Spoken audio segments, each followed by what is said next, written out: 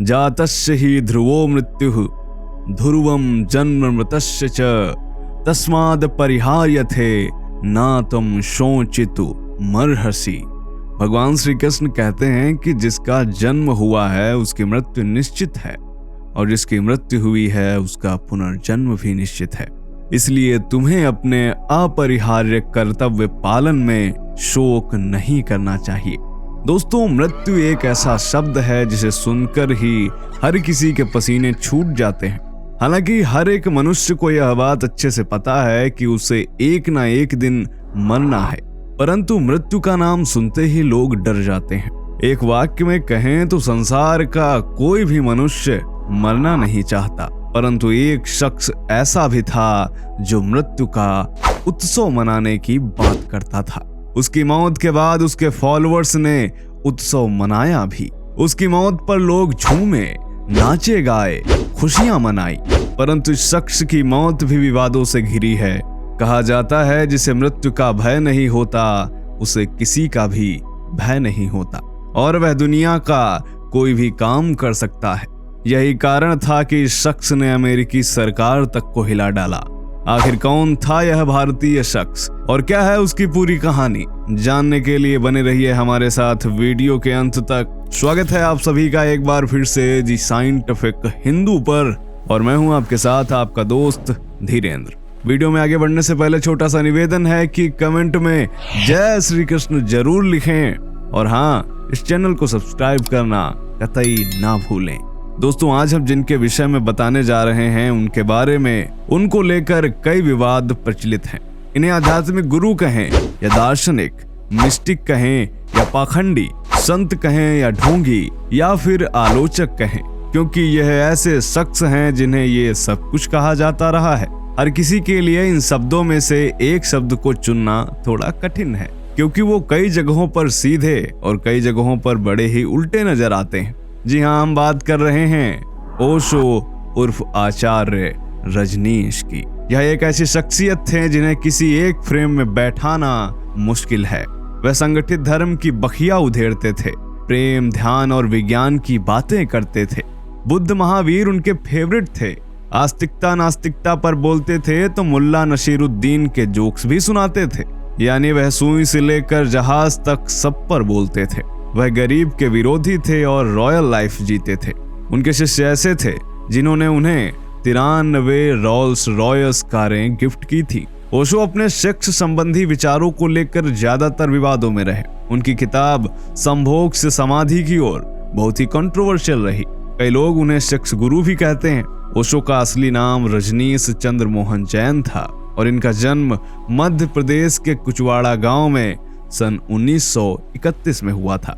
उच्च शिक्षा प्राप्त करने के बाद वह एक प्रोफेसर हो गए और जबलपुर यूनिवर्सिटी में लेक्चरर के तौर पर नौकरी करने लगे। उन्होंने अलग अलग धर्म और विचारधारा पर प्रवचन देना शुरू किया और 60 के दशक में उन्होंने नौकरी छोड़कर पब्लिकली बोलना शुरू कर दिया। दोस्तों, ओशो तर्क देने और बोलने में काफी तेज थे और उनका व्यक्तित्व ऐसा था कि कोई भी आसानी से प्रभावित हो जाए। इस दौरान उन्हें आचार्य रजनीश कहा जाता था।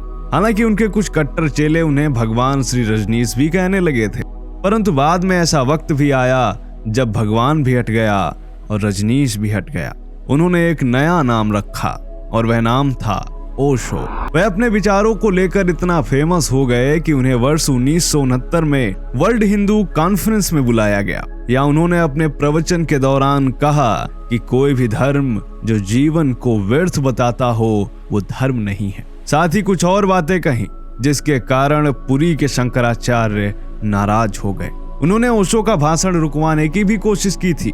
ओशो ने मुंबई के पुणे में अपना आश्रम बना रखा था।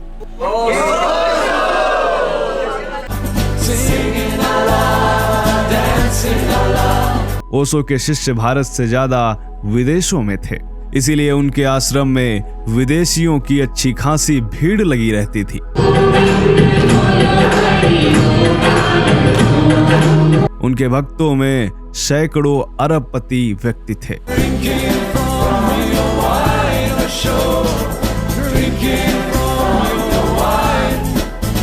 वर्ष 1977 से 78 के दौरान भारत में उनकी चारों तरफ आलोचना होने लगी। साथ ही विदेशियों के आने और आश्रम को लेकर प्रधानमंत्री मोरारजी देसाई से भी उनकी खटपट हो गई।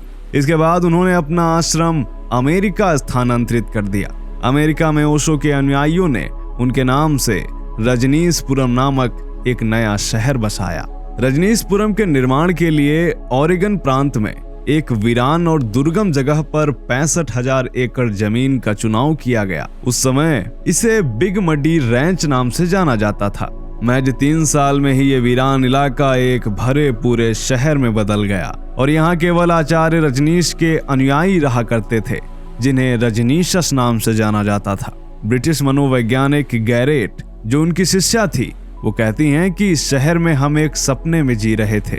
यहाँ हंसी, प्रेम तथा सेक्सुअल आजादी थी। इसके अलावा और भी तमाम चीजें मौजूद थीं। इस शहर में fire brigade, restaurant, police station, mall जैसी सुविधाएं तो थी ही, साथ ही यहाँ ओशो के शिष्य खेती और बागवानी भी करते थे। यहाँ ग्रीन हाउस और हवाई अड्डा भी था। धीरे धीरे ओशो के फॉलोअर्स भी बढ़ रहे थे और शहर में रहने वाले लोग भी, और अब यह संख्या लाखों तक पहुंचने वाली थी। और यह सब अब ओरेगन सरकार के लिए भी एक खतरा बनता जा रहा था।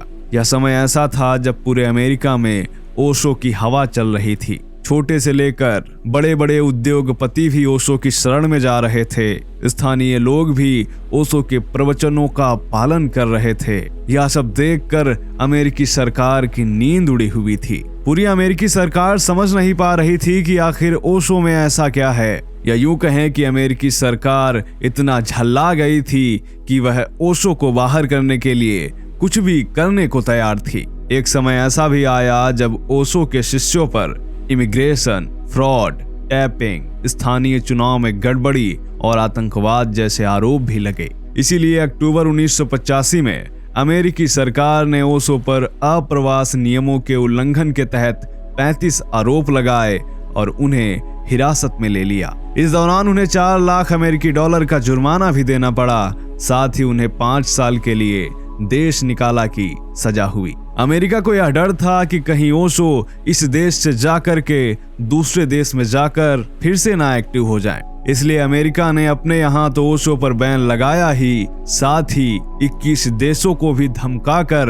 उनसे भी ओशो पर बैन लगाने की बात करी। अमेरिका ने 21 देशों पर दबाव डाला कि आपके यहाँ पर ओशो के कदम नहीं पड़ने चाहिए, और इसके साथ ही अमेरिका के अलावा 21 देशों ने भी उसी समय ओशो के प्रवेश पर प्रतिबंध लगा दिया। यह समय ऐसा था जब ओशो को शरण देने के लिए कोई भी देश तैयार नहीं था, क्योंकि उन्हें डर था अमेरिका का। और इसके बाद वह भारत लौट आए। अमेरिकन सरकार ने ओशो के शहर रजनीशपुरम को एक ईसाई युवा कैंप ऑर्गेनाइजेशन को दे दिया। इस जगह को अब वॉशिंगटन फैमिली रेंच के तौर पर जाना जाता है। भारत लौटने के बाद वह पहले से भी ज्यादा तीखा बोलने लगे, नास्तिकता की बात करने लगे। अंततः वह बीमार पड़ गए और 19 जनवरी 1990 को कथित तौर पर हार्ट अटैक के कारण ओशो की मौत हो गई। ओशो की मौत को लेकर भी कई तरह के कंफ्यूजन हैं, कई तरह की थ्योरीज हैं, क्योंकि अमेरिका से लौटने के बाद ओशो ने खुद बताया कि मुझ में जहर के लक्षण हैं। दोस्तों, इस बात की संभावना जताई जाती है कि जब अमेरिका द्वारा ओशो को कस्टडी में लिया गया तो उन्हें एक ऐसा जहर दिया गया जो व्यक्ति को धीरे धीरे मारता है, और यह लक्षण ओशो में दिख भी रहे थे। कुछ लोग यह भी कहते हैं कि उन्हें उनकी महंगी प्रॉपर्टी के लालच में मार दिया गया है। एक धड़ा ऐसा भी है जो कहता है कि भारत की सरकार का भी ओशो को मरवाने में पूरा हाथ रहा था, क्योंकि भारत की सरकार भी डर रही थी कि कहीं ओशो सरकार से बगावत न कर दें। ओशो कहते थे कि मैं मृत्यु सिखाता हूँ, परंतु उनकी खुद की मृत्यु कैसे हुई, यह रहस्य आज भी बरकरार है। ओशो से संबंधित कुछ और रहस्य जो आपको पता हो वह हमें कमेंट करके जरूर बताएं, और हाँ, यह भी जरूर बताएं कि यह वीडियो आपको कैसा लगा। मिलते हैं आपसे अगले वीडियो में, तब तक के लिए जय हिंद, जय भारत, वंदे मातरम।